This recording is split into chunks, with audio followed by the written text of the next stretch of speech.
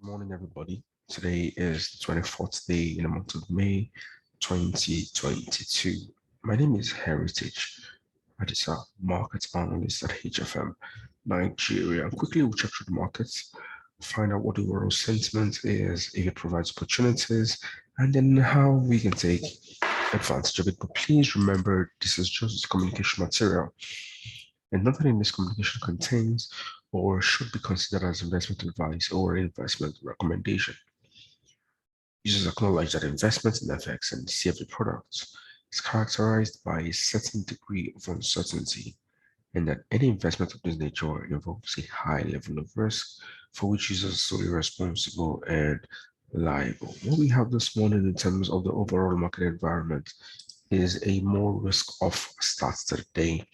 Across board asset classes, risk-sensitive asset classes and assets are making their way lower to start the day.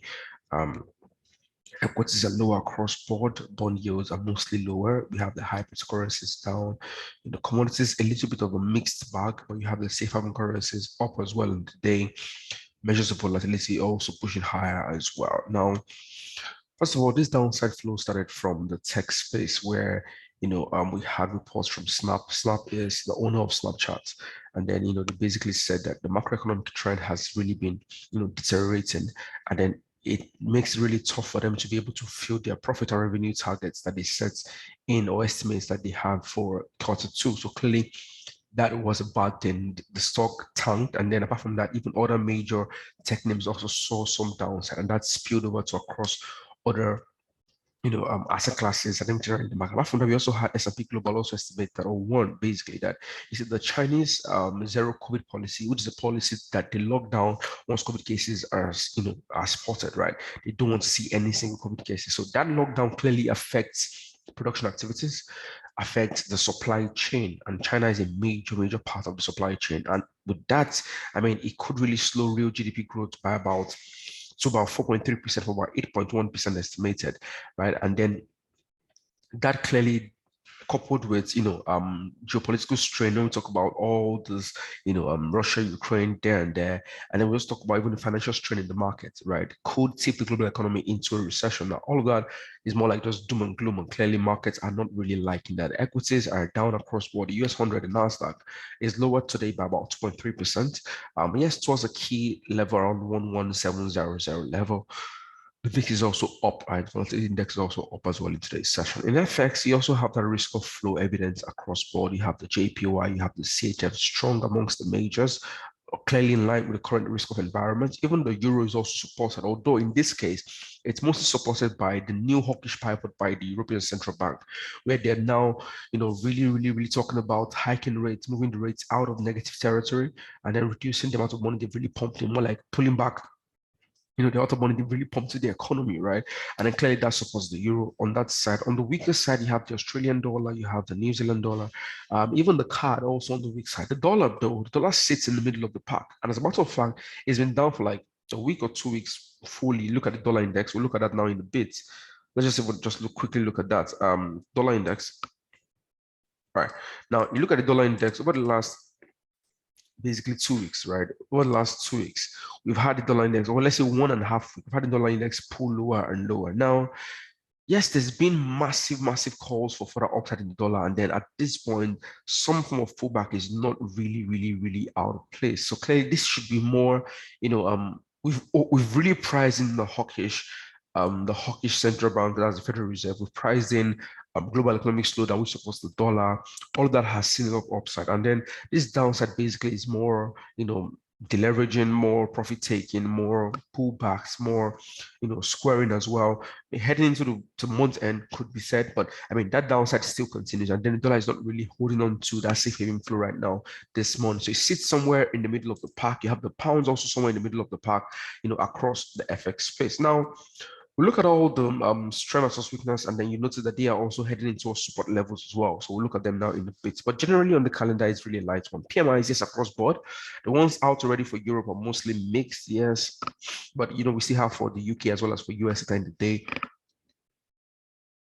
excuse me. Apart from that, we also have ECB Lagarde as well as Fetcher Powell also expected on the wires as well. But for the day, mostly risk sentiment to be a major dominant driver.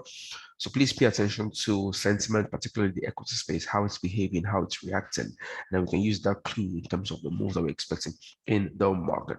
Having said that, just quickly looking across the board. Now, this is US 500. And just take this out a bit. Okay, let's just still leave it. Then we'll drop down bits. All right, so US 500, for example, now we've been seeing a first massive gap to the downside and then continuation lower, right? So far into the session, down on the US 500 about 1.37% so far today. Overall, I mean, the downside that we've had has not really been a surprise, clearly because of all the negatives that have been priced in global economic slowdown, cases in China, geopolitical risks as well. And every time we had pull-ups, we've had pullbacks now. And then we had pull-ups like pullbacks, we've had concentration to the downside, and the trend has continued, right? So far in today's session, yes, the downside is still there. I would really like to see us clear below yesterday's lows, for us to have that stronger conviction level, or better still, if the risk off still remains dominant, a pullback towards yesterday's European high, as well as Friday's high as well, could be interesting in terms of further downside in line with the current environment. Alternatively, we clear yesterday's lows, then I'll be more interested in looking at this. But please remember that, we're still well within yesterday's ranges. And then just one thing you want to have at the back of your mind, right, where you go through, through the market in terms of today's session. You look at the US 100 as well, the NASDAQ also pulled lower, gap massively to the downside, and has continued lower in today's session. But, for some reason, the conviction for continuation to the downside is really slow for some reason, right? Yes, those are purely negative news, but in terms of convictions, continuation, I like to see, I like to see them continue more, like big, let it be a bigger drawdown, because we're heading towards month end. And so far for the month, for example, the NASDAQ already down about 8%, 8.5% actually, right? I mean, at some point, pullbacks would not really be a surprise. And you can notice that every time we really pull back towards this level in the month of May, low levels bounce back up massively. Another one bounce back up massively. Even yesterday when we had the downside, we bounced off. So I'm really still looking at this as one to be very watchful about. What I'd like to see would be a clear close below yesterday's lows. If I can get that, maybe we can get a clear close below yesterday's lows, right? Then maybe that would help us in terms of convictions. But for the meantime, I think it could be a very fragile one in terms of the overall sentiment. Clearly, you want to also pay attention to heading into the session. Now, the VIX, like I said, pushing higher in today's session, yes, grinding higher. It hasn't still been able to clear out yesterday's high. So clearly, all of this, yes, risk off, but conviction-wise, it's been a little bit tricky, right, heading into today's session. And then let's just see. I think I saw something here. All right, I mean, this overhead trend line here could also be one to also pay attention to. So there's that to look out for. Looking at oil prices are also lower in today's session, but overall, I mean, the ranges are still really basically not on anything. Over the last 3 days, basically 3 trading days, it's really not gone anywhere. We just remain in one particular space. So I'm not looking to latch onto this right now. It's the same story with the oil prices as well. Basically, haven't really gone anywhere so far over the last 3 trading days. So clearly, these are moves that makes it a little bit tricky for us market participants. I think it's one of those days where yes, it's risk off. Nothing in sight. There's a reason for it.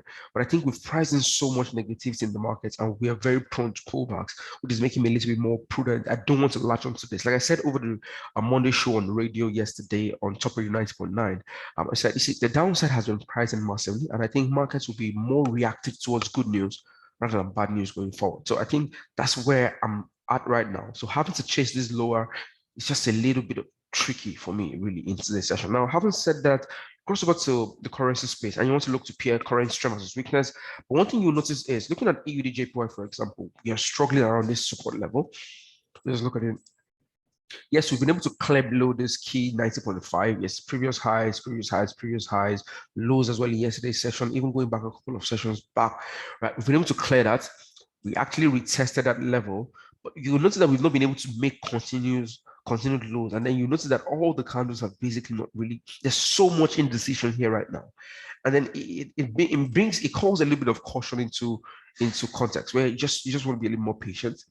having to chase this lower is a little bit tricky for me, especially that we've had massive downside and we are more in a pullback state. So I'm being a little bit cautious, not saying that it's not risk off, it's clearly risk off right now, but right, all this conviction wise, let's just say it like that, conviction wise, it's a little bit tricky for me. So I'm looking to just hold on that. You look at also, what's the other one? This ADJPY, CAD support levels, really, right? Yes, it was messy here, but I mean, you see that we've not really been able to really keep below this overall level, this 99.5. We've not really been able to keep continued flows to the downside from there. Every time we went below it, we broke back above it over the last couple of sessions. So, I mean, are we getting to the bottom, right?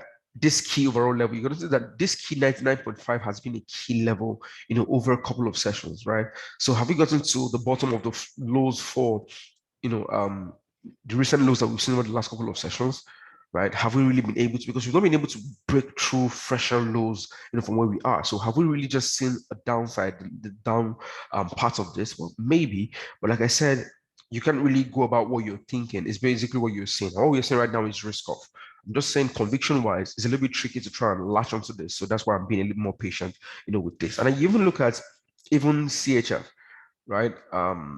CHF as well, same story there, where we have risk off, yes, but in terms of the moves, it's a little bit tricky. I'm usually not a big fan of the CHF. I'm not sure why. But I mean, it's currently one of the stronger currencies, and yeah, you can pay attention to it when it comes to strength versus weakness. But right now, this is NZD-CHF heading into key support level around 0.62, previous lows around here as well. And every time we broke through this over the last couple of days, we've really broken back above it. So it's just a little bit tricky for me, to try and latch onto, further downside on these pairs. But it has nothing to do with the risk off that we have, right? Risk off is very evident. We've broken below, for example, 0.685. We've tested it, we're pushing lower, right? And that's also a key level. If you look at it going back to last couple of sessions, we've just found a little bit of back and forth supports levels, resistance as well on that particular level. So it doesn't change it. But if I'm going to get in on this, clearly I'm looking to get out just at this 0.68000. Now on the calendar today, it's a light one.